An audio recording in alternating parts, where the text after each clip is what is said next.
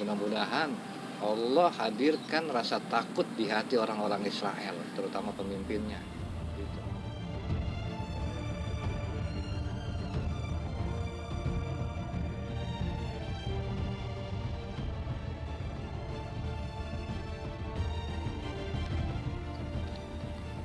Assalamualaikum warahmatullahi wabarakatuh.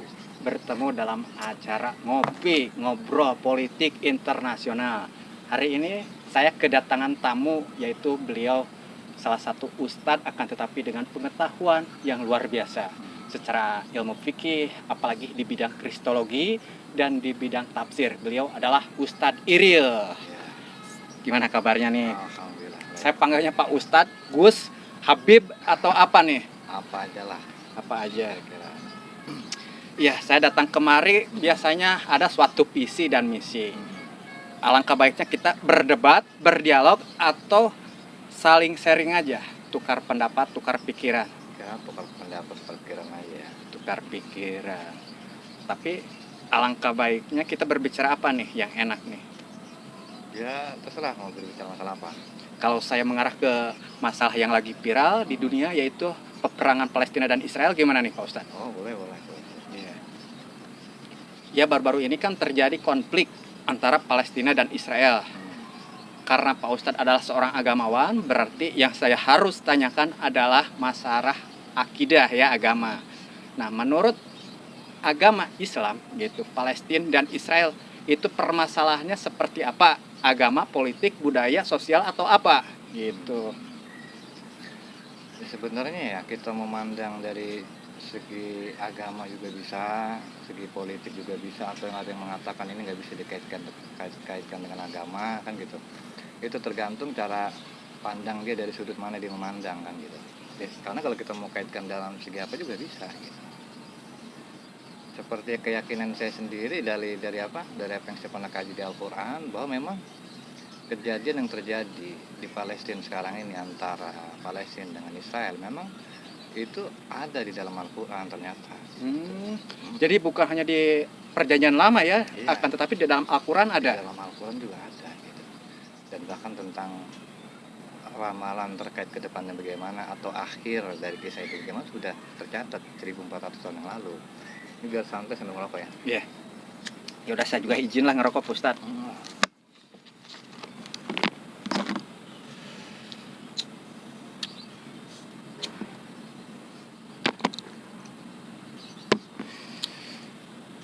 Akan tetapi di Al-Quran dijelaskan itu masalah Bani Israel gitu dan Palestina gitu.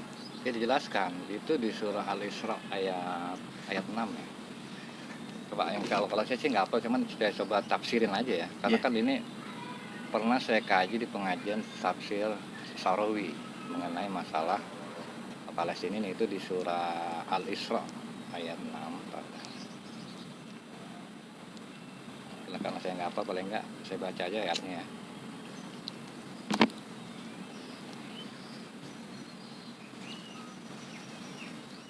Al-Quran itu surah Al-Isra itu dikatakan kan summa radadnakum qarrata alaikum wa amdadnakum bi amwalin wa banin wa ja'alna aksara nafira. Ya, jadi summa kemudian kami berikan giliran kepada kalian. Jadi Allah Subhanahu wa taala berfirman, summa radadna lakum qarratan alaihim. Kemudian kami pergilirkan, yaitu untuk kamu bisa mengalahkan mereka. Caranya bagaimana? Wa amdarnakum bi amwalin wa banin wa ja'alna aksara nafira. Caranya itu dengan apa? Dengan Allah membantu mereka dengan harta kekayaan, dengan anak, dan Allah jadikan kalian itu kelompok yang bergantung pada orang lain. Nah, yang jadi pertanyaan, bagaimana kok saya Mutawalli Sarawi itu bisa mengaitkan ayat ini, bahwa ayat ini adalah tentang kondisi orang Israel yang ada di zaman sekarang. Nah, kalau menurut saya Sarawi, karena di situ Allah Subhanahu wa taala menggunakan kata summa radadna lakumul qarrata alaihim, yaitu kemudian kami berikan kepada kalian giliran untuk mengalahkan. Nah, kata summa itu itu berbeda dengan kata fa. Kenapa? Karena kalau kata summa itu merupakan huruf atop yang menunjukkan keteraturan, jaraknya panjang. Kalau fa itu langsung. Makanya jarak antara Israel itu kan kalah ketika di masa Rasulullah, dikalahkan oleh umat Islam. Nah, jarak dari masa ke Rasulullah, dari Rasulullah sampai ke kita itu nggak ada peperangan atau apa. Tetapi yang terjadi apa? Sekarang itu yang terjadi ketika orang-orang Palestina itu menguasai, orang-orang Israel menguasai Palestina itu di tahun 1900 berapa ya? 67 dari perjanjian Balfour. Nah, itu kan ada jarak. Maka saya selalu mengatakan bahwa ini adalah termasuk apa, kemenangan yang dijanjikan gitu sama Allah.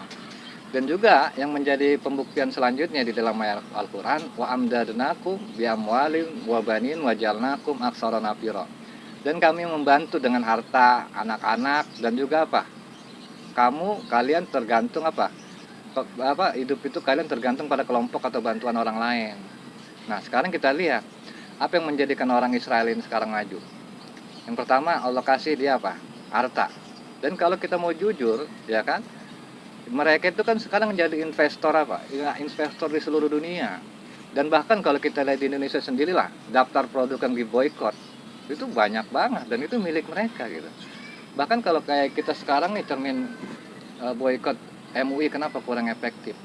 Ya kenapa tuh Pak Ustadz? Kenapa? Nah, itu ternyata kan ada banyak hal. Pertama, ketika MUI mengeluarkan fatwa itu nggak dibarengin dengan mengeluarkan nama produk dagang begitu loh.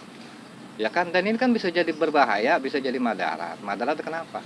Ya takut-takut orang yang sebenarnya nggak ada keterkaitan dengan Israel jadi kena atau jadi ada penzoliman begitu. Dan itu kan nggak bagus. Harusnya idealnya ketika MUI mengeluarkan fatwa itu maupun presiden harusnya dikeluarkan dong nama merek dagang. Jangan sampai ada penzoliman yang pada akhirnya sesama pebisnis saling-saling menjatuhkan. Itu yang pertama. Yang kedua, ketika itu juga harus mencantumkan gitu. Kira-kira nih perusahaan ini dia dari sahamnya itu berapa persen yang dipersembahkan oleh Palestina, biar jelas gitu.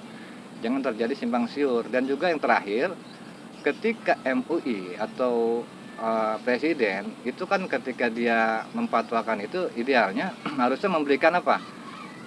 Produk yang istilahnya produk sebanding, yang solusi yang istilahnya didapatkannya gampang, harganya juga sama, lebih murah.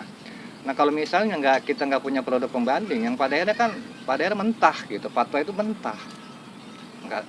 Sementara kalau kita mau boykot Israel, kan syarat utamanya apa? Harus kompak. Sekarang kalau misalnya kita boykot sementara yang satu cuman segelintir orang, satu dua, sementara yang lainnya masa bodoh, faedahnya kan jadi seolah-olah percuma begitu. Nah, itu pertama terkait, jadi Allah janjikan, Allah bikin mereka kuat secara ekonomi. Yang selanjutnya, anak-anak. Ya, kita lihat sendiri bahwa mereka memiliki generasi atau sumber daya manusia itu yang istilahnya ahli di segala bidang begitu. Dan itu sangat kita lihat jelas yang istilahnya yang digambarkan oleh Al-Qur'an, dan ternyata memang benar gitu.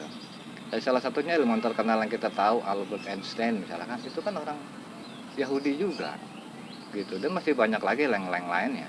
Dan yang terakhir, walaupun mereka memiliki kekuatan ekonomi, walaupun mereka memiliki istilahnya sumber daya manusia yang bagus, tapi sebenarnya sejatinya mereka itu lemah, Pak. Buktinya apa? Buktinya mereka itu lemah. Makanya Allah katakan wajalnakum aksara nafira, dan juga kami jadikan bagi kalian itu apa? Tergantung dengan bantuan orang lain. Nah, nafira itu artinya ada ketergantungan sama pihak lain.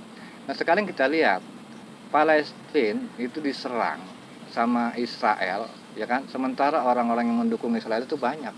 Dan bahkan kan aneh, kayak Amerika itu bisa jadi nafirnya siapa? Nafirnya orang Israel. Dan bukan cuma Amerika, Jerman, Prancis, dan yang lain-lain. Terlebih negara-negara tadi kan ketika memberi dukungan benar-benar memberikan dukungan, pasokan senjata, bahkan kayak Amerika itu dia pasang badan, dipasang kapal induknya. Sementara orang-orang yang mengaku mendukung Palestina, tindakannya itu nggak ada sekedar mengecam kan gitu.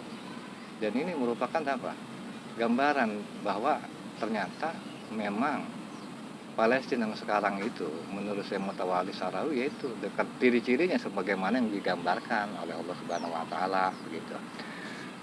Nah, terus jadi pertanyaan kita selanjutnya kan, apakah mungkin gitu Palestina ini bisa menang? Nah, itu di kelanjutan ayat yaitu 7-nya ada janji Allah.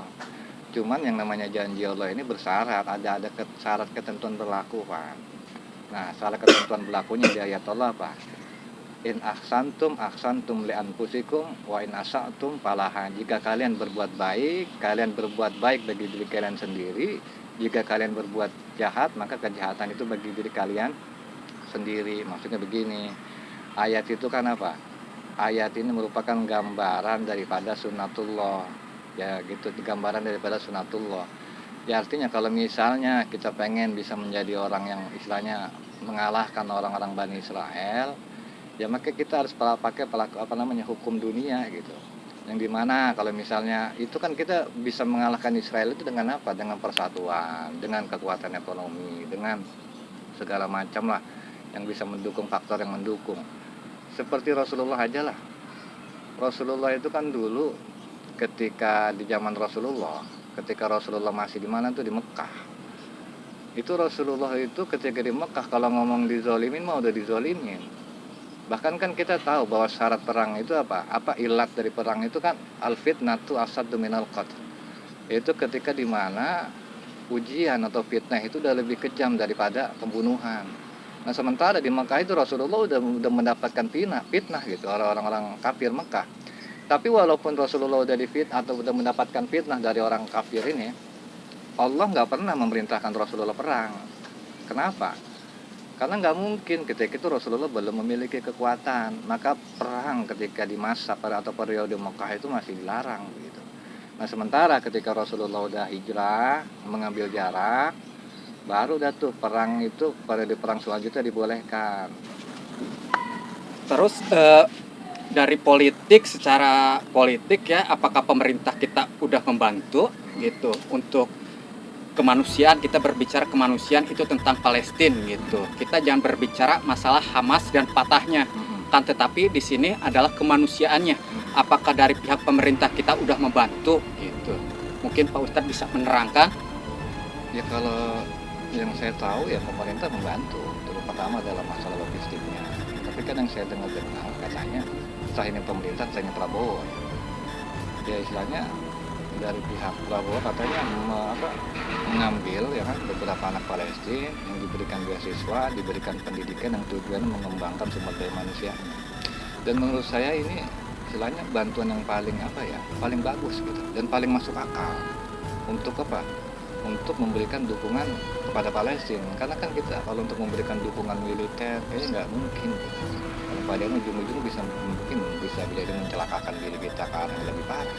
Dan yang paling masuk akal menurut saya itu tadi, diambil beberapa anak-anak Palestina ya kan dikembangkan sumber daya manusianya, terlebih ketika semua negara Islam yang terkait OKI itu mengambil peran masing-masing. Wah itu sudah termasuk paling ideal dan paling masuk akal, yang istilahnya dalam hitungan asbab kauniyah, dalam hitungan istilahnya sebab akibat ya kan. Kita nggak berbicara takdir dulu dalam hal ini. Yang jelas takdir Allah nanti akan menentukan kita menang. Cuman kan untuk mencapai takdir itu kita harus menjalani proses sebab akibat. Ya, di antaranya itu tadi memberikan pendidikan buat anak-anak Palestina sehingga ketika mereka udah pintar, udah cerdas, ya kalau memang mereka masih merasa dijajah dan mereka berharap kemerdekaan, ya udah mereka bisa mengandalkan apa yang mereka punya, keahlian mereka, kan gitu, kemampuan mereka. Dan saya yakin ini lebih masuk akal gitu, untuk mereka meraih kemenangan. Karena saya juga suka berpikir nih, kalau berbicara logika, hal mustahil Palestina bisa menang melawan Israel gitu. Kalau kita berbicara logika ya, jika berbicara bukan metode agama tetapi metode akal. Gitu. Bagaimanapun ini konflik besar sekali dan lama sekali nih Pak Ustadz gitu. Untuk penutup buat penonton yang ada di rumah, mudah-mudahan ini menjadi ilmu dan bermanfaat. Untuk penutupnya Pak Ustadz. Ya mungkin penutup bagi kita terutama masyarakat Indonesia dalam menyikapi kondisi saudara kita yang ada di Palestina. Jadi pertama kita juga jangan terlalu banyak komentar apalagi terkait hal yang pro kontra terkait Hamas ya kan. Karena apapun yang dilakukan Hamas, terlepas dia salah atau enggak, yang jelas kita yakini di bagian daripada takdir. Yang namanya takdir Allah itu enggak akan ada yang sia-sia, wa ma khalaqta hadza batil. Itu enggak ada yang Allah ciptakan itu sia-sia, enggak ada yang Allah ciptakan itu percuma. Pasti akan ada hikmah yang terjadi di Palestina terlepas salah atau baik buruknya. Tapi kita yakini ada pasti hikmahnya. Terus yang selanjutnya juga kita juga harus melihat tentang para korban Palestina. Ya kan, yang harus kita yakini betul ketika Allah Subhanahu wa taala mengomentari atau memberikan komentar terhadap Rasulullah dan para sahabat yang kalah di perang Uhud. Allah Subhanahu wa taala menasihati Rasulullah itu dengan mengatakan la takhaf wa la tahzan. Jangan kamu takut, jangan kamu sedih. Nah, Syekh menafsirkan la takhaf ini yaitu terkait masalah urusan terkait badaniah, maksudnya janganlah kamu merasa lemah. Artinya walaupun kalian kalah di perang Uhud, jangan menjadikan kalian lemah, nggak bangkit. Tetap yang namanya perjuangan itu harus tetap berlanjut. Itu yang pertama. Yang kedua la tahzan, jangan sedih. Artinya apa? Emang benar banyak yang di Uhud itu banyak yang meninggal. Ada sekitar 75 sahabat yang meninggal ketika di perang Uhud, 5 dari golongan Muhajirin, 70 dari golongan Ansor. Tapi kalau pesan Allah Subhanahu wa taala la tahzan, kenapa jangan sedih? Karena apa, Pak? Karena tujuan mereka para sahabat yang meninggal itu tujuannya kan mendapat ridho Allah, mendapat rahmat Allah. Nah, sementara untuk benar-benar kita bisa mendapat rahmat Allah, itu kan syarat utamanya harus mati. Nah, mereka itu sejatinya apa? Telah sampai pada apa yang mereka cita-citakan. Logikanya seperti begini. Kita pengen pergi ke Surabaya, ya kan? Kalau misalnya kita disuruh milih naik motor apa mobil, kan kita milih naik mobil. Naik mobil. Karena lebih nyaman, lebih cepat bisa lewat tol, ya kan, Trans Jawa. Kalau ditanya lagi lebih milih mobil apa pesawat? Pesawat, Tentu lebih milih ya. Pesawat. Jaraknya bisa berlipat-lipat dan kalinya 12 jam mungkin bisa sejam. Nah, begitupun para sahabat yang meninggal ketika di perang Uhud maupun saudara-saudara kita di Palestina. Sejatinya mereka untuk mendapatkan kebahagiaan yang lebih membahagiakan daripada kehidupan kita sekarang. Selama tujuan mereka adalah menggapai ridho Allah, selama tujuan mereka adalah mendapat rahmat Allah, sejatinya mereka sudah mendapatkan standar hidup yang lebih di atas kita nih. Karena kan kita ini standar hidup kita begini. Kalau kita lapar kita harus nyari begini. Kalau mereka ketika mereka sudah meninggal, mereka kan hidup sesuai dengan standar Allah. Terlebih ketika cita-cita mereka adalah mendapatkan rahmat Allah, maka sejatinya ya kita boleh sedih secara kemanusiaan karena terpisah, tapi sejatinya kita harus berbahagia oleh karena kematian mereka, karena kematian mereka adalah pintu yang mempercepat mereka bertemu dengan kekasihnya, yaitu Allah Subhanahu wa taala. Mungkin itu aja. Baik. Teman-teman, isinya ilmu semua dan benar apa yang ada berbicara Palestina dan Israel. Kita berbicara harus objektif apapun agamanya, baik Anda agama Islam, Kristen, Hindu, Buddha, Konghucu, bahkan Yahudi sekalipun. Karena di sini bukan metode agama, bukan berbicara agama lagi, tetapi berbicara kemanusiaan. Semua manusia di muka bumi ini punya hak untuk bahagia, punya hak untuk damai, dan punya hak untuk bertahan hidup. Bertemu besok dalam acara Ngopi.